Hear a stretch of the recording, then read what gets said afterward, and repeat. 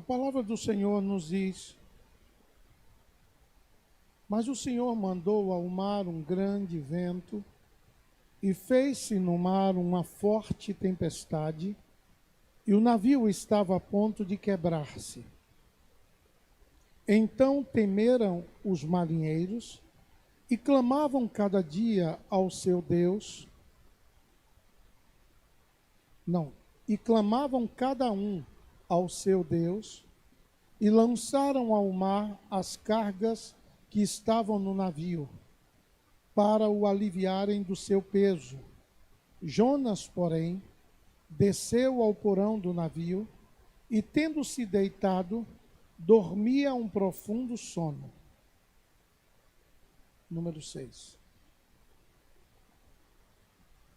E o mestre do navio chegou-se a ele e disse-lhe: que tens, dormioco? Levanta-te, clama ao teu Deus. Talvez assim esse Deus se lembre de nós, para que não pereçamos. Eu queria nesta manhã trazer uma palavra à igreja sobre a indiferença que nós estamos vivendo nesses dias. O livro de Jonas é uma parábola que descreve a vida do crente acomodado, a vida do crente desobediente e muito mais, o indiferente. Esses três irmãos que estão aqui estão muito claro, nítido nos dias de hoje. O acomodado, o desobediente e o indiferente. Em nossos dias temos sido envergonhados pela generosidade dos espíritas, pela dedicação organizada dos mormons, pela renúncia à própria vida dos muçulmanos, pelo apego ao ideal dos comunistas, pela incansável catequese das testemunhas de Jeová, pela insuperável paciência dos budistas em meditar no nada, e pela devoção apaixonada dos hindus aos deuses mais exóticos. O livro de Jonas nos fala de missões. O livro de Jonas descreve a indiferença que nós estamos vivendo nesses dias, de um chamado de Deus para a vida do crente, da igreja, a vocação de cada um em ide por todo o mundo e pregai o evangelho a toda criatura. Você pode estar perguntando para mim, em que situação Jonas é um modelo de indiferença? Deixa eu trazer algumas palavras aqui nesta manhã. Jonas foi indiferente à ordem de Deus. Jonas foi indiferente à advertência de Deus. Se você olhar todo o texto, você vai ver a advertência de Deus, falando sobre a destruição. Jonas foi indiferente ao esforço das pessoas que estavam no barco. Jonas foi indiferente à gravidade daquele momento, que tanto é que ele estava dormindo. Jonas foi indiferente ao destino das pessoas, tanto de Nínive quanto do barco, porque aquele barco iria afundar. Jonas foi indiferente ao clamor das pessoas. Jonas foi indiferente ao seu próprio destino. Nós estamos vivendo uma hora que muitos irmãos estão se chegando a Deus, mas há um grupo muito grande que não estão se apercebendo a gravidade do que está sendo vivido nesses dias. Nós estamos vivos e amanhã podemos não estar. Essa semana nós perdemos, eu tenho um pastor, amigo, que eu batizei ele e a família dele em 83, pastor Hélio Correia, pastor José Correia, a família dele, Dona Maria, o pai dele, o irmão dele, que foi o Hélio, foi para uma outra igreja como para ajudar, o Correia ficou com a gente na igreja, e a família toda foi ovelha da gente. O pastor Hélio está internado, está na UTI. Quarta-feira faleceu a mãe e ontem faleceu o pai. Então, numa semana, ele perde a mãe e o pai. E ele está na UTI. Esse é o momento que nós estamos vivendo. Ninguém sabe o que vai acontecer e as pessoas não estão se apercebendo que essa é uma hora de buscar o Senhor, essa é uma hora de se acertar com o Senhor, essa é uma hora de buscar a face de Deus. Jonas, apesar de tudo que estava lá em sua volta, Jonas estava dormindo lá no porão. O barco estava para afundar e Jonas estava dormindo. Tem pessoas que não estão entendendo a gravidade do momento.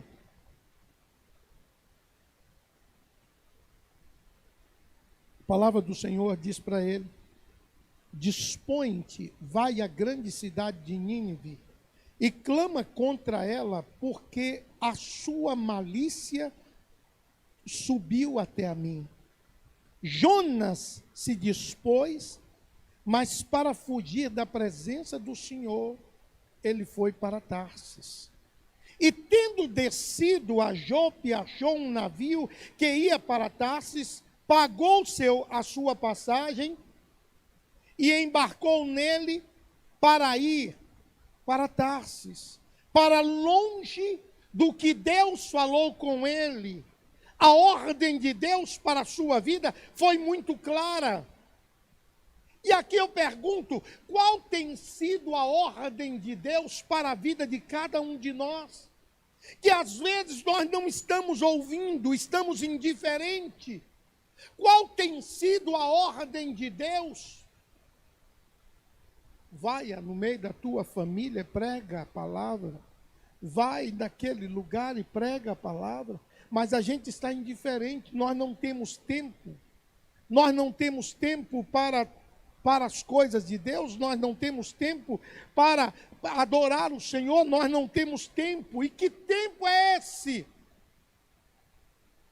Qual é a ordem específica que Deus deu a cada um de nós? O que é que, para onde Deus tem nos enviado? Qual é o tipo de envio que cada um de nós, Jonas, ele foi comissionado para ir para Nínive. E ele tomou um caminho diferente e foi para Tarsis. Meus irmãos, quantos de nós temos um chamado? Quantos de nós temos recebido uma palavra do Senhor e não estamos ouvindo a voz de Deus? Estamos indiferentes, deixa para depois, quando eu puder, quando eu deixar o meu trabalho, quando as coisas se acomodarem dentro da minha estrutura, então eu vou fazer. Jonas foi indiferente à advertência do Senhor. Mas o Senhor lançou sobre o mar um vento e fez-se no mar uma grande tempestade. E o navio estava a ponto de despedaçar. E aqui eu quero chamar a sua atenção. Às vezes, a tempestade em nossa vida já começou. Nós estamos passando por ventos tão fortes. Deus já começou a balançar o barco. Deus já começou a mover as coisas. Nós estamos dormindo no porão do barco. Não estamos entendendo o que Deus está falando com cada um de nós. Deixa eu lhe fazer um questionamento.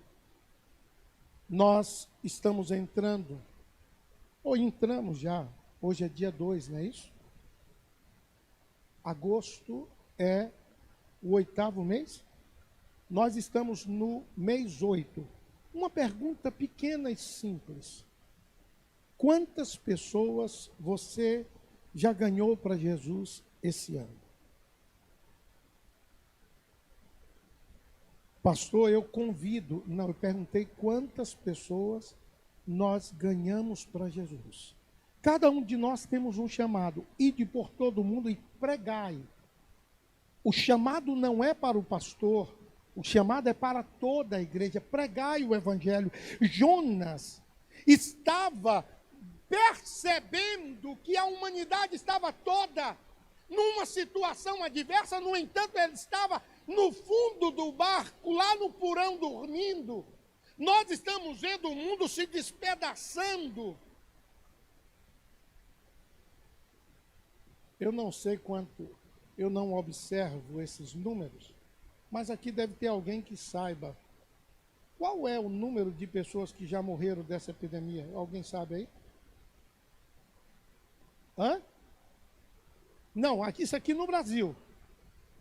Não, e no mundo. Pois é, vocês já perceberam que aqui no Brasil é 93. Você já percebeu que no início do ano nós tínhamos 93 mil pessoas a mais e agora as famílias perderam tio, pai, avô, esposo, parentes. E será que alguém falou de Jesus para eles? Será que alguém... Não, eu não ia muito com a cara dele. Eu não gostava do jeito dele. E aí? Nós estamos vivendo uma hora que parece que está tudo certo, estamos dormindo no fundo do barco. Outras pessoas vão fazer isso. Enquanto isso, Deus está balançando o barco dizendo: acorda, a coisa está acontecendo, nós não estamos sabendo quem é que nós vamos ser amanhã. Quando eu era criança, tinha uma frase que eu gostava muito, que vinha impressa nos discos do Luiz e Carvalho. E depois, quando eu fui para Bom Pastor gravar lá, eu gravei alguns anos lá, 8 anos, os meus discos também, era disco de vinil, lado A e lado B, vinilzão, vinha também com essa frase: vivamos preparados como se Jesus voltasse amanhã. Eu nunca esqueço essa frase. Vivamos preparados como se Jesus voltasse amanhã. Nós estamos muitas vezes indiferentes porque as nossas tarefas nos absolvem, os nossos compromissos nos absolvem. E enquanto isso, Jonas está dormindo no porão do barco. Meus irmãos, Jonas estava indiferente aos esforços dos outros. Então os marinheiros, cheios de medo, clamavam cada um ao seu Deus e lançavam no mar a carga que estava no navio, para aliviar o peso do navio. Como nós estamos lidando com isso? Os espíritas não agem de má fé quando apregoam as suas doutrinas, mas acreditam que estão fazendo o melhor para o barco não afundar. Os budistas são sinceros na divulgação dos seus ensinos e estão tentando de todas as maneiras, das maneiras que eles têm, que o barco não afunde. Os muçulmanos, quando lutam pela expansão do islamismo, estão fazendo o que podem para que o barco não afunde. Os católicos, quando fazem a romaria, estão dando o melhor de si para que o barco não afunde. Mas muitos de nós, embora tenhamos o único Deus de todos esses, que ouve, que vê, que fala, Nós estamos dormindo, indiferente ao clamor das pessoas, indiferente ao que está acontecendo no meio de cada um, indiferente ao que está rolando lá fora. Às vezes eu escuto um depoimento desses meninos novos que são aliciados pelo tráfico. E quando eles dizem assim, nós não temos esperança de completar 25 anos, porque toda pessoa envolvida com isso morre antes dos 25 anos. E eu pergunto, o que os evangélicos estão fazendo? O que nós que temos um Deus vivo estamos fazendo? Estamos muitas vezes dormindo com a nossa indiferença no barco. Ipatinga é uma cidade que tem gente que tem tendência ao evangelho, apenas a tendência.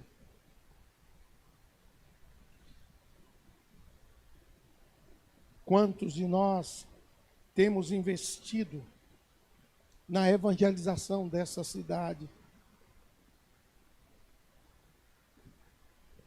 Às vezes eu vou a algum lugar para fazer algum serviço no carro, ou algum serviço qualquer. Eu pergunto a cada um, você tem algum pedido de oração que eu posso fazer por você? As pessoas, a princípio, ficam me olhando, depois eles pedem. É uma maneira que eu tenho para abrir uma conversa. É uma maneira que eu tenho para abrir um diálogo. Porque se você chegar falando de Jesus, eles rejeitam. Mas se você chegar para eles e dizer, você está passando por alguma luta, algum problema, e você quer que eu ore por você? A princípio eles vão te olhar, mas daqui a pouco eles vão pedir. Não precisa ser aqui, me dá um escrito no papelzinho que eu oro em casa. Meus irmãos, nós precisamos voltar a ter paixão no coração. Nós precisamos voltar a ter paixão no coração.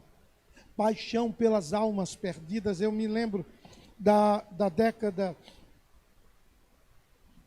de 70, 60, eu era adolescente, quando o Billy Graham vinha nos estádios. E ele pregava uma mensagem simples. Uma mensagem, a coisa mais simples do mundo. Se você ouvir uma mensagem do Billy Graham, você não vai ver aquela coisa extraordinária, você não vai ver ele falando de teologia, você não vai ver ele falando de uma série de novidades. Deus mandou de dizer. Não. Ele fala de esperança. Ele fala de perdão de pecados. Ele fala que há esperança para esse momento. Na hora do apelo, não precisava falar nada. O grupo que estava na frente começava a cantar, tal qual estou, eis-me, Senhor, pois o meu sangue remidou. E eu me lembro que quando o grupo começava a cantar, tal qual estou, eis-me, Senhor, pois o teu sangue remidou, verteste pelo pecador, ó Salvador, me achego a mim. As pessoas desciam da arquibancada. E desciam pessoas. E quando a gente olhava à frente do estádio, estava lotada de pessoas entregando as vidas a Jesus. O mundo mudou, a tecnologia mudou. Hoje não se faz grandes eventos porque é quase que impossível. Mas a mensagem continua à nossa disposição. A mensagem continua e Deus está dizendo, vai à cidade, não de Nínive, Ele está dizendo, vai à cidade de Ipatinga, vai à tua família, vai aos teus e prega. Jonas foi indiferente a gravidade do momento. Quantas pessoas hoje estão se afundando, pessoas estão afundando, e a gente que tem, nós que temos a mensagem transformadora, estamos olhando e dizendo, isso acontece com todo mundo. É assim mesmo, isso acontece. Não, irmãos, há uma ordem. Vai à cidade de Nínive, prega a minha palavra. Eram homens inexperientes, as pessoas não sabem lidar com os problemas, com certeza. Já haviam enfrentado tantas outras tempestades, mas aqueles homens estavam cheios de medo, aqueles homens estavam cheios de tanta coisa, e agora cada um estava clamando ao seu Deus. Aliviaram a carga do navio, pensando que isso... Nós estamos vivendo numa hora onde as pessoas estão clamando por socorro. Você olha no rosto das pessoas, elas estão desesperadas nas ruas. Elas estão desesperadas, sem saber o que fazer. Quando você oferece uma oração, eles vêm e falam assim, você pode orar para que eu possa ter saúde e não pega essa enfermidade. Vivemos numa hora crucial do Evangelho, as pessoas estão dizendo, me fala desse Deus, do ponto de vista interno. O Evangelho tem sido diluído numa filosofia egoísta, interesseira. Muitas pessoas têm vindo para o Evangelho por causa da teologia da prosperidade.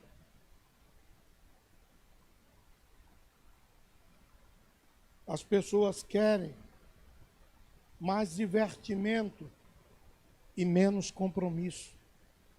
As pessoas querem mais sinais e menos cruz. As pessoas querem mais doutrina do momento do que o evangelho bíblico. Qual é o grande pregador que vai estar na igreja hoje? Não existe grande pregador. Existe o evangelho puro, a doutrina. Seja quem for que subir aqui, ele vai pregar a palavra. Nós estamos formando um momento de grandes astros, de grandes pregadores, que na sua intimidade não tem compromisso com Deus. São atores. Só que eles vêm, faz a festa. Um dia um irmão me falou, pastor, a nossa igreja não faz muita festa. Falei, o que adianta festa sem mudança de vida? A festa acontece, quem fez a festa vai embora e a igreja não muda a vida. Nós não estamos interessados em festa, nós estamos interessados em mudança de vida. Nós estamos interessados que as pessoas não se peguem à doutrina do momento, mas se peguem à doutrina bíblica do evangelho. Nós estamos hoje vivendo um evangelho de benefícios e menos sacrifício, mais liberdade e menos responsabilidade. Não, eu faço o que eu quero, eu não ouço homem, eu só ouço Jesus. Isso é indisciplina. Isso é indisciplina. As pessoas querem liberdade, mas não querem o compromisso. Nós estamos vivendo numa época do sucesso, onde as pessoas querem o sucesso da igreja, mas não querem ouvir a mensagem da cruz. Onde as pessoas querem a bênção, mas não querem ter uma aliança com o abençoador. Esse é o mundo que nós estamos vivendo. É um mundo de resultados práticos, de evangelho, fast food, que entrou desse lado, pegou o lanche e saiu do outro comendo. Nós estamos precisando entender que o evangelho é renúncia. O evangelho é obediência. O evangelho é arrependimento. O evangelho é mudança de história. O evangelho é mudança de vida. O evangelho é transformação.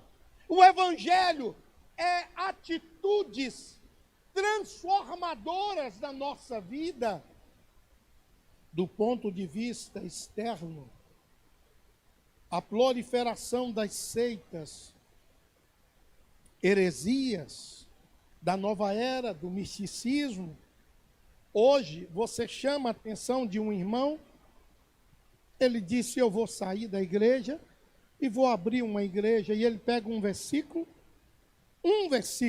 sem contexto, sem a estrutura do evangelho, a estrutura da palavra, e em cima desse versículo, ele abre uma denominação para ele. E aí nós estamos vivendo esse tipo, todo canto que você chega, tem uma igreja. Mas muitas vezes, o princípio, ela nasceu em cima de um princípio de rebelião. Ela nasceu em cima de um princípio de divisão. Ela nasceu em cima de um princípio de ruptura. E Deus não pode abençoar, porque a Bíblia fala de uma forma simples. Deus não se desdiz. Ele fala que o pecado de rebelião é pecado de feitiçaria. Meus irmãos, nós estamos vivendo no meio de tantas heresias, do relativismo ético-moral, que tem invadido as igrejas. Não precisa casar. Hoje as pessoas bastam juntar, e nós estamos vivendo numa hora tão séria, quando a propaganda do Dia dos Pais é feita por uma mulher, para empurrar na vida de cada um o conceito que Deus está errado, que pode se mudar de sexo. Esse é o mundo que nós estamos vivendo. E aí eu pergunto, o que é que nós vamos fazer com isso? Nós vamos ficar apenas observando ou dormindo no fundo do navio? Ou nós vamos nos levantar e começar a pregar?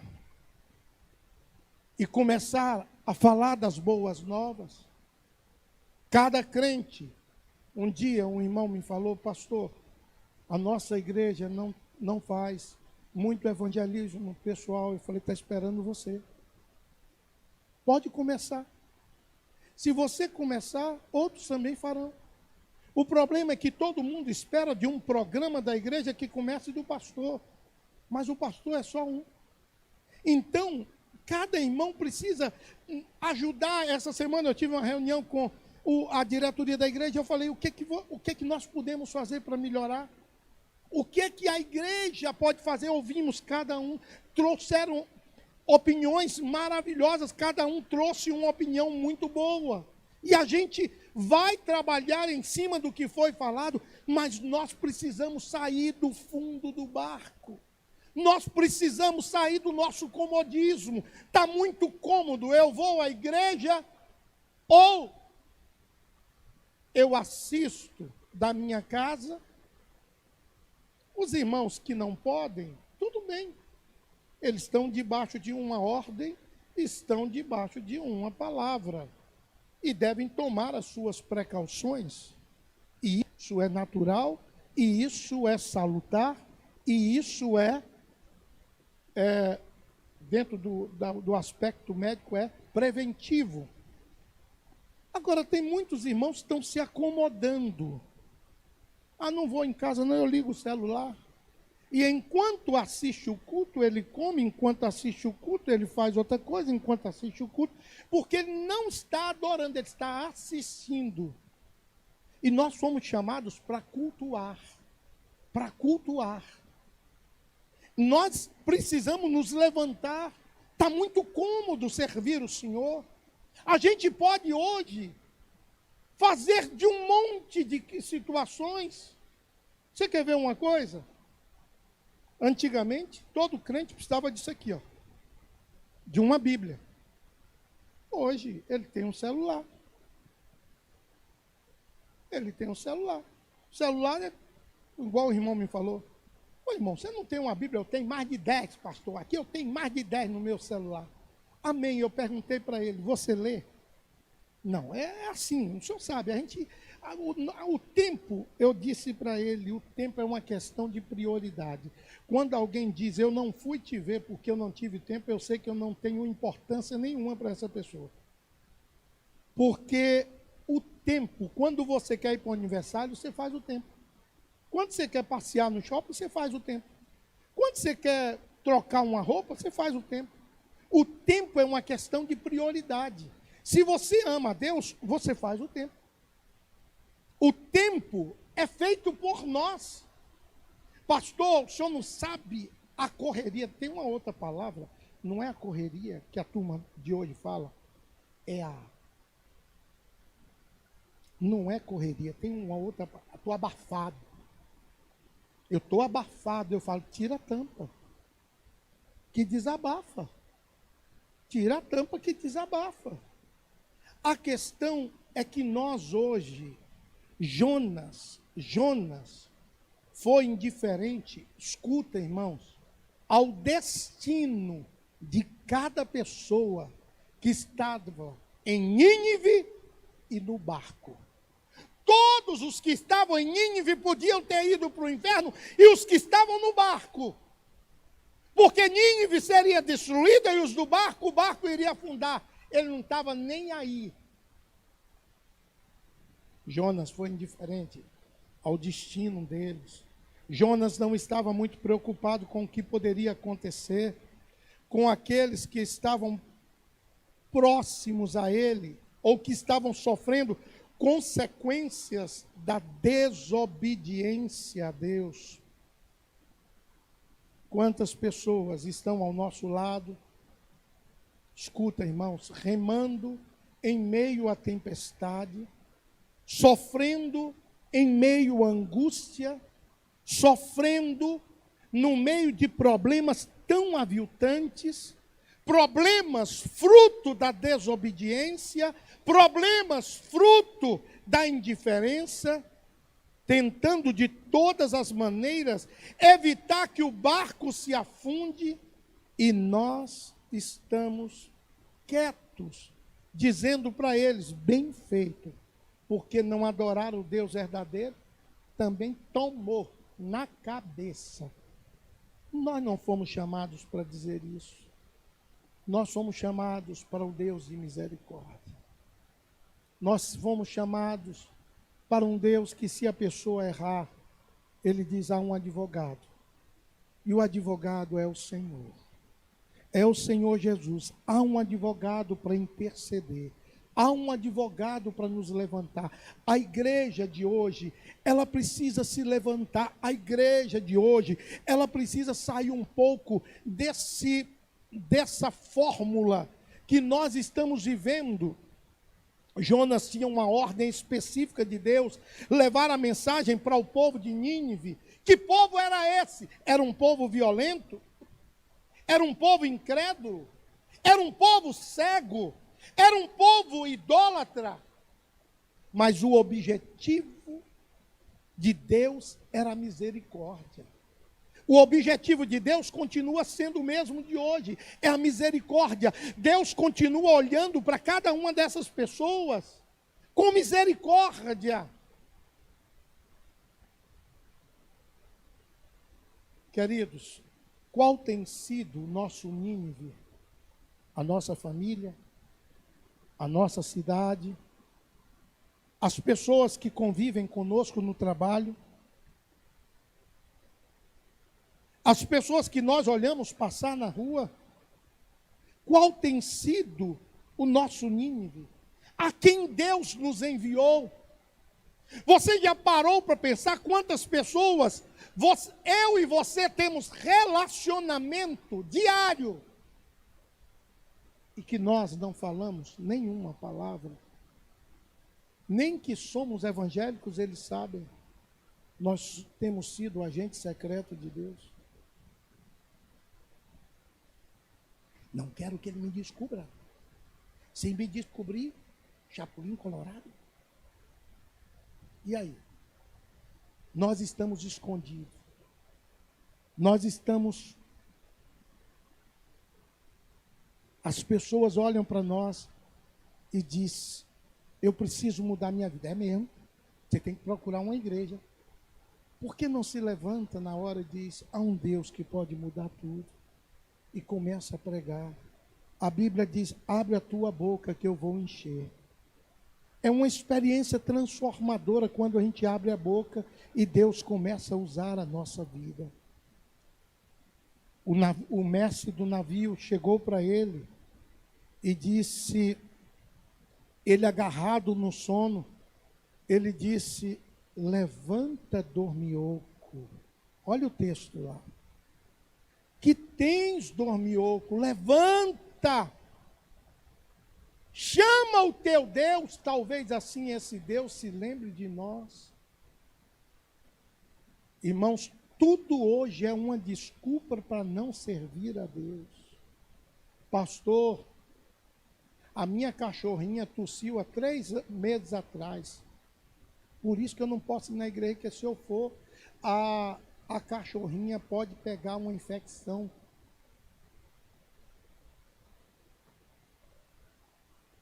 Pastor, há 1 ano atrás, minha esposa teve um problema. Pastor, há 6 meses, eu tropecei. E na hora que eu tropecei, eu olhei para o meu dedo do pé, estava escrito Covid. Irmão, está faltando coragem, está faltando atitude, está faltando a gente saber que Deus é esse e a responsabilidade em nossa volta. Tem uma palavra que eu tenho tentado pregar aqui já há mais de 1 ano e Deus não permitiu. Serão abertos o livro da vida e os livros. E os livros, os livros das atitudes, das palavras, dos atos, os livros serão abertos. Daquilo que nós poderíamos fazer e não fizemos. Deus é Deus e misericórdia é. Mas nós podemos fazer diferente. Nós fomos chamados para mudar a história do mundo. Nós temos uma mensagem que pode mudar a história da família. Nós temos uma mensagem que pode mudar a história do nosso casamento, a história daqueles que convivem conosco, a história da empresa. Essa semana eu estava preparando essa palavra e eu liguei para uma pessoa. E eu disse, será que Deus vai ter que providenciar um grande peixe para te engolir e levar lá na praia de Nínive e te colocar? Você está fugindo de Deus o tempo todo. Você está fugindo de Deus de todos os lados, Deus bate na porta e você está fugindo de Deus. Ei! Será que Deus vai precisar de dar um redemoinho na tua vida e ter perdas? Para que isso? Porque a gente não toma atitudes antes? Para que o redemoinho? Para que as perdas? Para que as dores? Para que a agonia? Vamos nos levantar do sono. Levanta, dormioco. Por causa da desobediência, o barco ia afundar. Você percebeu aqui, tem uma coisa aqui, um detalhe que eu quero chamar a sua atenção. Eu quero chamar a atenção de toda a igreja aqui. Você percebeu que quem ia morrer não era só Jonas? Era Jonas e todo mundo que estava no barco.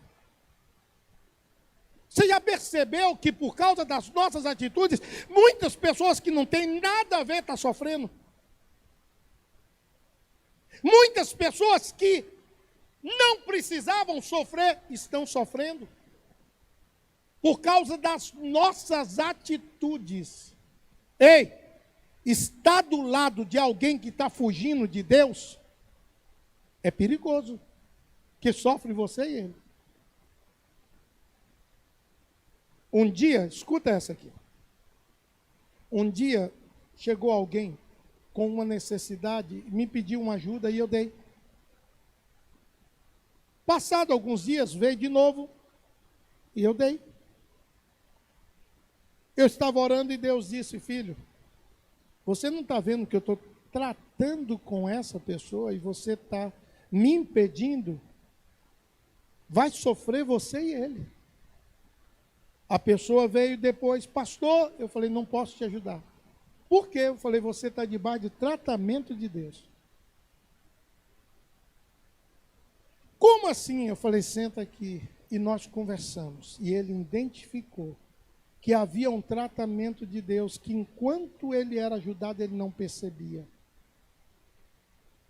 Nós estamos jogando fora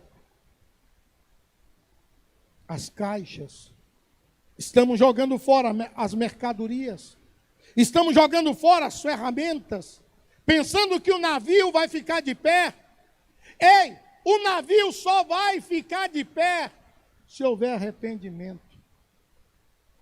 Jonas falou: o problema aqui sou eu, me joga na água. O comandante disse: não. Ele falou: me joga na água, o negócio aqui é todo comigo. E eu fico pensando que naquele momento todo mundo no navio ficou olhando, e quanta mercadoria a gente jogou fora por causa desse cara. Quantas coisas que a sua família já perdeu por causa de uma desobediência. Deus está dizendo para nós: para de fugir. Se levanta, ergue a cabeça, começa a mudar, para de dureza no coração. A igreja, ela precisa voltar-se para Jesus. A igreja precisa voltar-se para o Senhor, ir ao culto. Não é pela mercadoria, pela liquidação do dia, pelo pregador. Ela precisa ir ao culto para adorar. Adorador. O adorador, às vezes eu fico preocupado, porque tem pessoas que vêm para a igreja e a gente fala assim: vamos ficar de pé e adorar. A pessoa fica lá, não levanta a mão, não adora, não faz nada. E se bobear, até dorme. A questão é que está na hora da gente... Por que isso? Porque fica o tempo todo. Não muda de posição. Fica numa posição o tempo todo para ver se você não dorme. É por isso que eu levanto, cruzo a perna, descruzo a perna, coço a cabeça, coço as costas. Porque aí eu tenho mobilidade. Mobilidade. Então eu não durmo. Mas se eu fico quieto o tempo todo, vamos levantar. Adore o Senhor. Adora aí, irmão, por mim.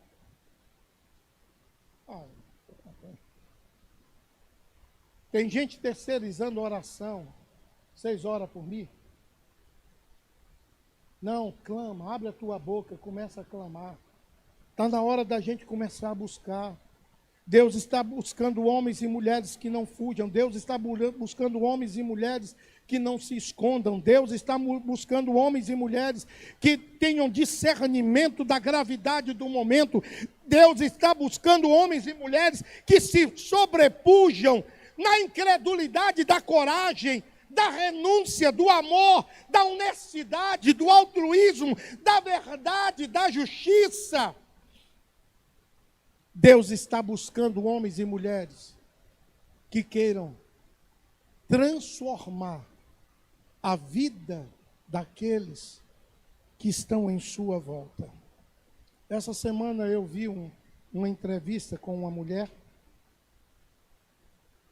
Era uma companhia, não era do Brasil, e estava contando a história de uma mulher simples, que transformou toda a sua comunidade por uma atitude que ela tomou.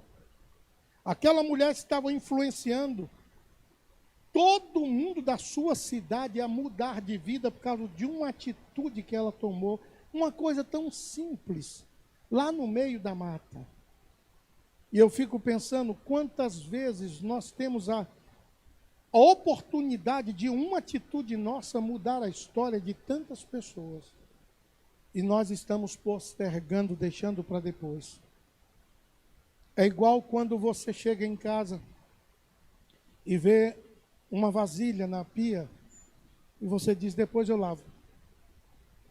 Aí você faz uma outra coisa, no outro dia você passa lá, você fala, depois eu lavo. No segundo dia em diante, ela já começa a feder. Tem muita gente, já tem coisas fedendo em sua volta, e ele diz, depois eu faço. Tem muita gente morrendo em sua volta, ele diz, depois eu prego. Tem muita gente morrendo em sua volta, ele diz, depois eu falo de Jesus para eles. Depois. Eu fui no sepultamento de uma senhora, e a filha chorava e dizia, eu precisava tanto dizer para minha mãe que eu amava. E eu não disse.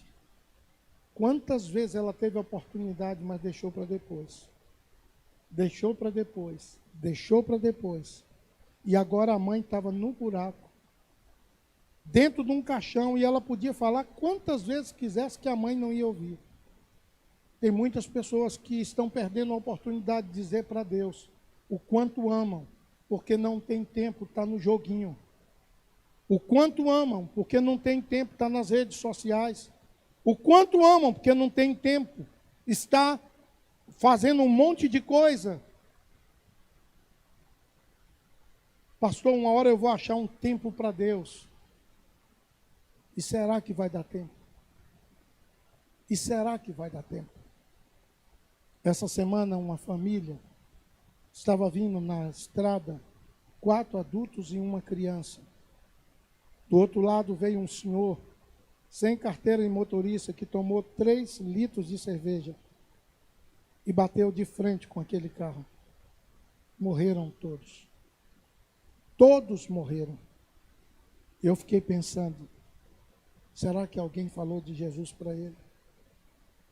Ou as pessoas foram deixando para depois? Ou as pessoas foram deixando, uma hora alguém fala, a responsabilidade não é minha. Nós estamos sendo chamados para Ipatinga. Jonas foi chamado para Nínive. E nós estamos sendo chamados para essa cidade. E o que estamos fazendo por esta cidade? Vamos ficar de pé.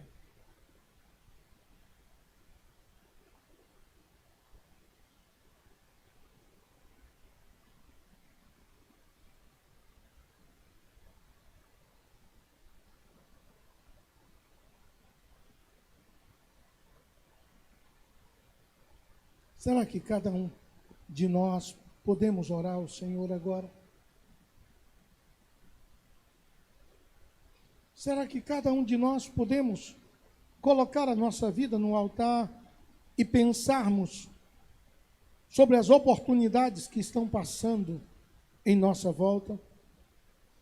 As oportunidades que estão passando ao nosso lado?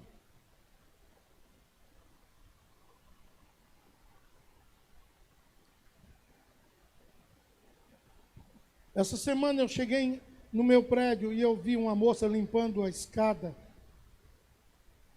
Ela estava com um semblante tão triste que eu parei na escada e disse, eu posso fazer uma oração por você? Ela disse assim, olha isso aqui. Moço, eu estou precisando mesmo. Eu falei, você quer que eu faça aqui ou eu posso fazer lá dentro? Ela falou, eu estou em meu horário de trabalho, se o senhor fizer aqui e o síndico descer, pode não gostar. Eu falei, me dá seu nome.